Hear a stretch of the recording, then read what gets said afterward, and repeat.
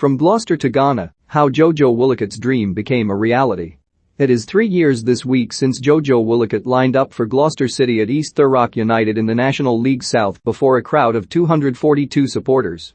That game was a month into the 8th loan move of a career that has taken him on a remarkable journey from Truro to Norway's 4th tier and now the Africa Cup of Nations, where he is set to be Ghana's number 1. No one can accuse the Swindon Town goalkeeper of not putting in the hard yards when he starts against Morocco on Monday. "It was always my ambition and I told myself it was going to happen one day," he says. "To play for your country at a major tournament is every boy's dream. I've got to pinch myself again." Wollacott, who was born in Bristol, qualifies to play for Ghana through his mother, who was raised in Accra. He recalls watching Richard Kingson, now the Ghana goalkeeper coach, at the 2010 World Cup and getting a flavour for the nation's obsession with the game, and in October he made his Ghana debut in a World Cup qualifier against Zimbabwe. They beat South Africa a month later to reach the playoffs for Qatar 2022, which will take place in March. "I was a bit emotional after the game because it just hit me," Wollacott says. "That was when I realized I'm playing international football for Ghana. It is going to be a busy few months but I am looking forward to it." Wollacott has developed as a goalkeeper this season, becoming more comfortable in possession and improving his distribution, but arguably his most attractive trait is his humility. He has a laser focus, and after an hour discussing everything from his Ghana debut shirt having pride of place in his hallway to the prospect of facing Pierre-Emerick Aubameyang, albeit now in doubt since the Arsenal star has COVID, when they take on Gabon in Group C, and his love for jollof rice, it is clear he won't be getting carried away anytime soon. "I am pretty grounded.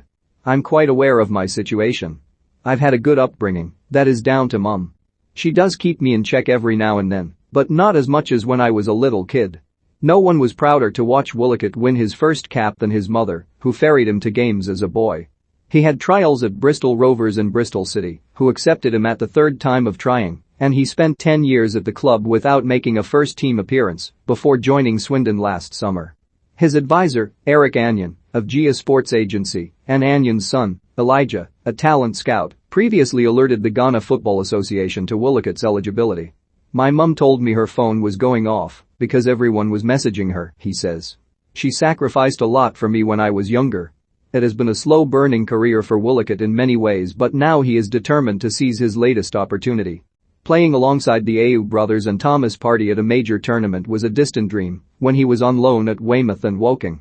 Ghana players and staff converse in English and Twi, a dialect Wollacott is getting to grips with. "I need to get better at it, but I can get away with the basics," he says.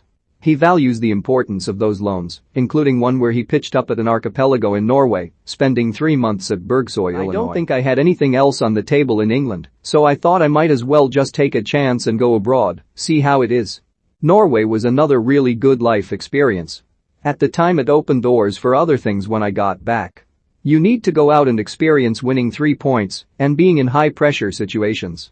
There comes a point when you're in the reserves or under 23s where it is just not relevant anymore. It is not realistic." The initial backdrop when he arrived at Swindon was far from ideal. 2 weeks before the start of the season, the League Two club had only 8 contracted players and no manager, but a takeover lifted the gloom. The goalkeeping coach, Steve Muldenhall, who has had a profound impact on Wollacott, was the de facto manager. "I signed for John McGreal and a week later he left due to the circumstances. It was a big risk to sign, but it was one of the best decisions I made because I needed to play. I'm 25 now. Hopefully the next few months we can keep pushing, climb the table and get promoted." He acknowledges it has been an incredible rise from Gloucester to Ghana. I know, Wollacott says. "To be honest, it still has not sunk in yet. But it is just the nature of football. It is a game of opinions. You have to believe in yourself, trust the process, and understand that if you keep doing the right things and the opportunity comes, you just need to be ready to take it."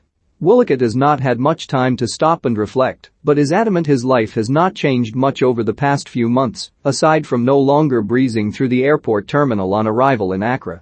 "The first time no one really knew who I was," he says, laughing. "The second time I think people started to recognize me a bit more. I don't think anything has really changed. I'm not getting ahead of myself. I am just going to stay consistent with what I'm doing. I'm not a superstar. I'm the same person. I'm not going to change."